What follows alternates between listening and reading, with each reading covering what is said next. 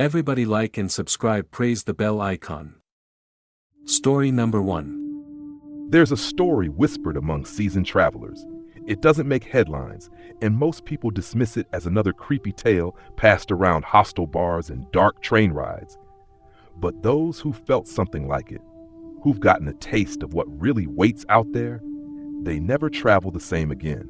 In 2017, a woman named Claire, 28 at the time, left her job in Boston to backpack across Southeast Asia. It was a dream she'd been saving for: solo travel, self-discovery, all that. She was meticulous about safety, always checking in with friends and family, mapping out her stays. But Thailand was different. Something about it, she said, felt off from the start. Not the people or the scenery, both were beautiful, but like something was constantly just behind her, too close yet never quite visible. She was in the north, in Chiang Rai, when she decided to take a detour from her itinerary to visit a small village an older German traveler told her about. It wasn't on the maps, he said, but it was stunning, untouched by tourism. He wrote down directions on a napkin in shaky handwriting and said, "If you go, don't stay the night. Just visit and leave before dark." Claire wasn't easily spooked, but the way he said it, she could still hear his voice days later. Still, curiosity got the better of her. The drive was long. She rented a scooter and left early. The directions were vague, but somehow everything lined up. Dirt roads, a fork with a leaning tree, a rusted metal gate left ajar. Around noon she arrived. It didn't have a name, no signs, no locals out and about, just rows of homes, all eerily quiet. It wasn't deserted though.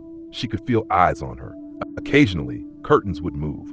But no one came out. No one greeted her. No kids playing. No noise. Just that thick, almost metallic silence. She parked her scooter near a shrine at the center of the village, covered in blackened offerings that looked wrong. Burnt dolls, small jars of what looked like blood, animal bones, some cracked, some carved. And then there were the photographs. They hung by strings from the trees, old, yellowing photos. People staring straight at the camera. All of them pale, all with pitch black eyes. Not dark from poor lighting, literally black, as if the iris and sclera had been replaced with tar. Claire felt sick. A pressure built behind her eyes, like her head was swelling from the inside. She turned to leave and realized the scooter was gone. Not moved. Gone. Like it had never been there. She walked quickly through the village, trying not to look into windows. Every house she passed felt the same. Something was inside, but it wasn't human. The air got heavier. It wasn't even 3 p.m., but the sky started to dim, as if the sun was being smothered by thick smoke. Panicking, she began walking back the way she came, following the road on foot. She walked fast, then she jogged, then she ran. The trees on either side grew thicker, closer. At one point, the road just ended, as if it never existed. The trees had swallowed it. That's when she heard the whispers, not from behind, from inside her ears, like something speaking from within her skull, the language raspy, wrong. The voice wasn't hers, but it knew things. "You should not be here. You are not seen, not yet, but soon." Claire doesn't remember getting out. That's the part that still disturbs her. Her next memory is waking up in a hostel 2 towns over, with mud up to her knees and the napkin with the directions shredded in her pocket, claw marks across the paper, like something had tried to tear it from her hands. She asked around, even showed the napkin to a few locals. One old man paled and refused to talk. Another younger woman just shook her head and said, "You're lucky. The village chooses. Some people never leave." Claire never found the man who gave her the directions. No one else in the hostel remembered seeing him. She checked guest logs. Nothing. A few months later, she flew home. Her photos from the trip were fine, except for the ones from that day. Every image taken after noon was corrupted, just static. Every file name, they see. Claire doesn't travel anymore. She won't explain why, but sometimes she still hears whispering when it gets too quiet. Only now it speaks in English. It doesn't say much, just repeats one phrase, low and hungry, over and over again. Next time, we see. Story number 2. In 2019, a 32-year-old photographer named Marcus decided to take a solo road trip through Eastern Europe to work on a personal project. Abandoned places, forgotten architecture, and landscapes with a past. He loved exploring places that felt like they'd been frozen in time, untouched for decades. He'd been following a trail of Soviet-era ghost towns when someone on an obscure online forum messaged him about a remote village in western Ukraine, just a few miles from the border with Moldova. It had no official name, they said. It wasn't on any map. The village had been evacuated in the 1980s after a series of bizarre disappearances, entire families vanishing overnight. It was supposedly walled off by the government, though no one knew why. For Marcus, this was gold. He made his way there over the course of 2 days. At first, he thought it was a hoax. The dirt road eventually narrowed into a rocky trail, then seemed to vanish into overgrowth. But he pressed on. When he finally found the entrance, it looked like the set of a forgotten horror film. Decaying homes, rusted swings, satellite dishes bent at strange angles. A large wooden archway marked the entrance with something carved in Cyrillic. He took a picture, ran it through a translator app later. It said, "They do not sleep here." The sun was setting, but he was determined to get a few shots before it got dark. That was his first mistake. The moment he stepped into the village proper, his camera glitched. Not dead, just wrong. The viewfinder kept flickering, displaying odd symbols he didn't recognize. The battery was full, but the camera kept shutting off. When it did work, it would take photos on its own. He'd hear the shutter click even when his finger wasn't on it. He told himself it was just a malfunction. He'd deal with it later. He wandered deeper in, snapping what he could. Then he noticed something off about the homes. They were too intact. Dusty, yes, but lived in. There was food on some tables, a tea kettle still on a rusted stove, plates in the sink. It was as if people had just stood up and walked out mid-meal. No signs of struggle, no decay, just abandonment in the middle of life. That's when he noticed it. In every room he entered, there was a mirror, sometimes multiple, and they were all clean. Not just clean, polished, as if someone had wiped them recently. The reflections were wrong too, subtle at first. His movement didn't quite line up, a half-second delay, a smirk he wasn't making. Then it escalated, his reflection not matching him at all, not blinking, not turning when he did, just staring. He should have left then, but he didn't. Night fell fast, faster than it should have, like a switch had been flipped. He started hearing noises, whispers at first, like distant voices. Then something heavier, footsteps crunching gravel just out of sight. He'd spin around and find nothing. Then he looked into one of the mirrors again. Something else was in the reflection. Tall, thin, its head was wrong, long and slightly bent, like it was watching from a crooked angle. Black eyes, no face, just those damn black eyes. It wasn't standing behind him. It was standing in the mirror, reaching forward like the glass was water. Marcus bolted. He ran through the village, dodging through alleyways, every house suddenly feeling closer, more crowded, like the town was breathing in. He tripped and smashed his knee on cobblestone, but didn't stop. He swore he could hear the glass cracking behind him. Not from one mirror, from all of them. He finally made it back to his car and peeled off without looking back. The village disappeared behind the trees like it had never been there. Back at a motel 2 towns over, he checked the photos. Most were corrupted, but a handful were crystal clear.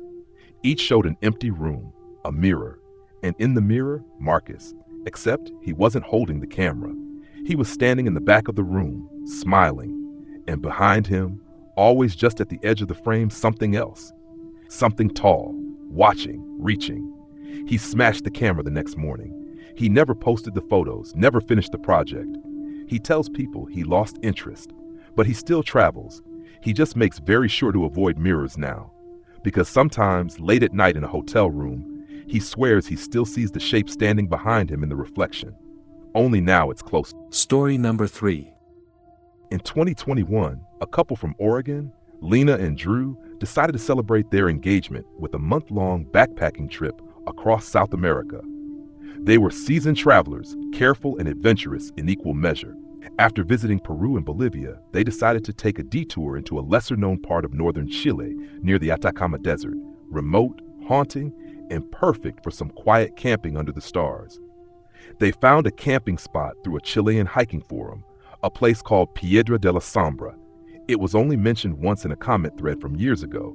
Someone had written, "Camp there if you want silence, the kind that listens." That should have been a red flag, but it intrigued them. The directions were vague, But after some driving and hiking through the desert, they found the spot.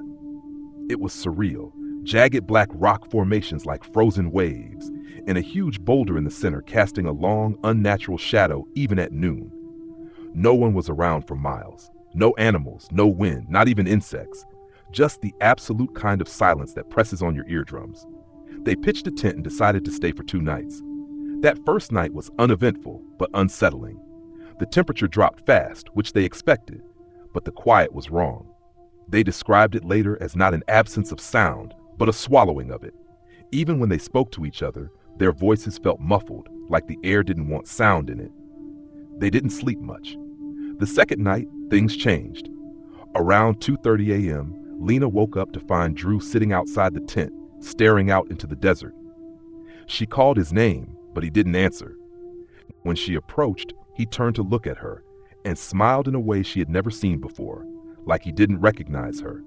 When she asked what he was doing, he said, "Listening. They're talking now. Don't you hear it?"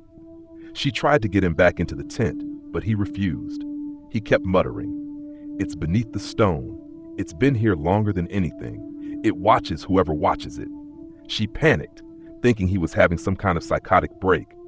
She grabbed their emergency GPS beacon and activated it, just in case. Drew eventually fell asleep in the dirt before dawn. The next morning, he had no memory of any of it. Thought she was messing with him. But he looked pale, and there was dried blood under his fingernails, like he'd been digging. They packed up fast. Before they left, Lena took one last picture of the big central rock, just to prove they'd been there.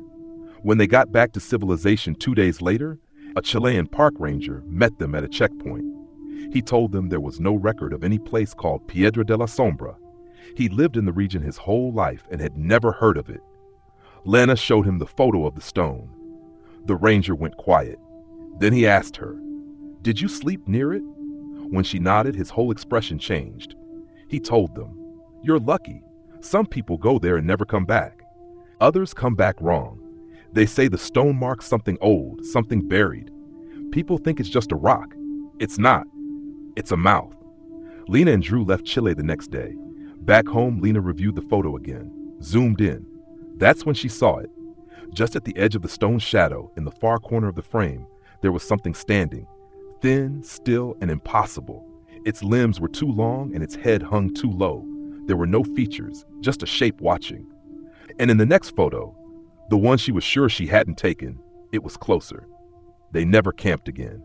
And sometimes, when Drew's asleep, Lena says he whispers in a language she doesn't understand. His voice changes when he does it. Lower, slower, like something else is speaking through him. She hasn't told him.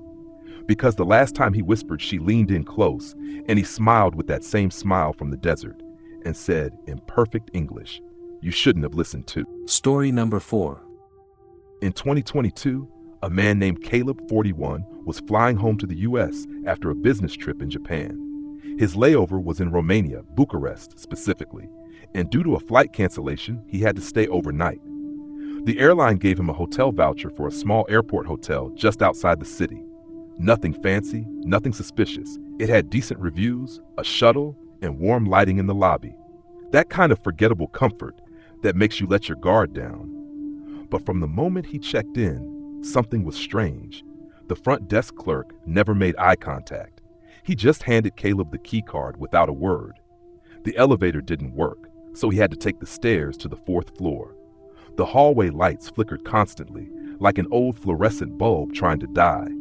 Every door he passed had a metal latch, not on the inside, but outside, like they were meant to keep something in. His room, 402, was cold, really cold. The radiator didn't work, but it was July. He brushed it off, thinking it was just bad insulation. When he went to the bathroom, he noticed the mirror was missing. Just a clean, rectangular space where it had been unscrewed. There were faint scratch marks in the drywall around it, like someone had tried to pull it off hastily.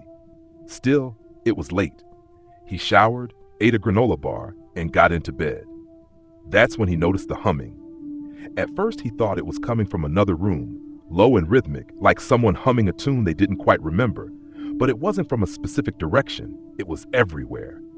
Faint, like it was bleeding in through the walls or under the bed. He got up to investigate, even put his ear to the floor. Nothing. The moment he moved, it stopped. He laid back down. 10 minutes later, it started again. This time, the humming changed. It wasn't a tune. It was more like a voice warming up. Low, then too low, then too fast, then pausing, like it was listening for him. Around 3:14 a.m., his phone buzzed. No number, no message, just a blank notification with a timestamp and nothing else. The power flickered. That's when he saw it, the shape of someone standing just outside his room door. The light in the hallway was strobing now, revealing the silhouette every half second. Tall, shoulders too narrow, head cocked to the side like it was listening, like it knew. Caleb didn't breathe, didn't move, didn't blink. Then came the knock. But it wasn't on the door. It was inside the room. 3 soft knocks from inside the wardrobe. He didn't check. He couldn't. He grabbed his shoes, didn't even tie them, and bolted down the stairs. The lobby was empty, completely empty. Even the front desk was abandoned. He ran outside. The shuttle was still there, but the driver was asleep, head pressed against the steering wheel, face turned away. Caleb pounded on the window. The man didn't move. When he finally got the driver to stir, the man turned, and Caleb screamed. Not out of horror, not even from a jump scare, but because the man's face was a perfect copy of his own, expressionless, just staring at him, no recognition, no humanity. Caleb backed away and the bus door closed on its own. The engine started and it drove off, empty. He didn't go back inside the hotel. He walked to the nearest gas station and waited there until sunrise. When he returned later that morning to retrieve his bag, the hotel was gone. Not abandoned, gone. The lot was empty, nothing but cracked concrete and weeds. A billboard half covered in sun-faded plastic read, "Airport expansion coming 2019. There was no hotel listed on his booking app anymore. No transaction, no shuttle record. Even the airline denied giving him a voucher. His friends thought he hallucinated the whole thing from stress, but when he got home, he found a single photo saved to his phone. He didn't take it. It was blurry, like a frame pulled from a corrupted video, but it showed room 402. The door wide open, and in the shadows of the room, something crawling out of the wardrobe. Its arms bent the wrong way, and it was humming. The caption below the photo just said, "See you again soon." Story number 5. In late 2018, a 26-year-old woman named Jess was traveling solo through Scandinavia. She'd been moving through Norway, chasing the northern lights, documenting the whole trip on her travel blog. The final stretch of her journey took her north of Tromsø, where towns were few and the night seemed to stretch forever. One afternoon, she boarded a local train heading toward a village called Karasjok. It wasn't on her original plan. It wasn't even on her map. But a local woman she met at a hostel insisted it was worth visiting. The sky moves different there, the woman said, and time forgets itself. The train ride was quiet. There were no other passengers in her car, just rows of empty seats and soft announcements in Norwegian that she didn't understand. Snow blurred the windows, and the scenery outside looked more like a painting than real landscape. White, flat, endless. After about an hour, the train slowed. But there were no signs, no platform, just a forest clearing. The door slid open and the lights inside flickered. Jess stepped off, expecting a station. There was none. Just snow, a path into the woods, and a faded wooden sign with the word "Velkommen" carved into it. No village in sight. She thought maybe she'd misunderstood the stop. Maybe it was a small hike to the village. She took out her phone, but there was no signal, no GPS, just the compass app spinning wildly. She walked. The forest was wrong, not in an obvious way. No monsters, no strange sounds, just off. The trees were too close together but cast no shadows. The snow didn't crunch beneath her boots. It was soft but made no sound, and the deeper she went, the more the air smelled like metal. Eventually, she found the village, or something pretending to be one. The buildings were old, rotting wood, blackened windows, snow piled too high, but none of them looked real. More like stage props. When she knocked on a door, it swung open, but the inside was completely hollow. No walls, no furniture, just pitch black. Every house was the same. A shell, except one. It had a warm light in the window and smoke curling from the chimney. The front door was slightly ajar, as if waiting. Jess stepped inside. The interior was nothing like the other homes. It was pristine, warm, a table set for one, a fire burning low, and on the table a photo album. She opened it. The first photo was of her, taken from behind, walking through the forest. The next was her at the train station, then on the train, then stepping off. Each photo was more recent than the last. The final image was one she hadn't seen before, her standing in the doorway of the house, holding the album. Just like now. She froze. Then she heard it. Footsteps upstairs. Not heavy, not stomping. Careful, like someone trying to stay quiet. Jess backed out of the house, heart pounding. She turned to run and saw the village had changed. There were more buildings now, taller, some made of stone, and in every window a person stood watching her, not moving, not blinking, just watching. She sprinted back toward the forest. The trees felt like they were bending, leaning closer. The path was gone. The snow had changed. Every step felt deeper, like it was pulling her in. Finally, she saw the train. It was still there, somehow. Same spot, waiting. She climbed aboard, breathless. The car was empty, except for one elderly man sitting by the window. He turned to her and said in perfect English, "They let you leave. That's rare." The train started moving before she could respond. Outside, the village disappeared into the white. When she finally got back to civilization, she tried to find Karasjok on her GPS again. It was there now, but in the opposite direction of where she went. A real place, with hotels and shops. Nothing like what she saw. She asked the train station attendant about the stop she got off at. He frowned. "No train stops out there," he said. "There's nothing in those woods." Not anymore. She deleted her travel blog a week later. Said she was done writing about her trips. But sometimes when she checks the photos on her phone, there are still new ones being added. Photos of her sleeping, photos of her through windows, and one from just last night taken from the foot of her bed. She's alone in her apartment, or so she thinks.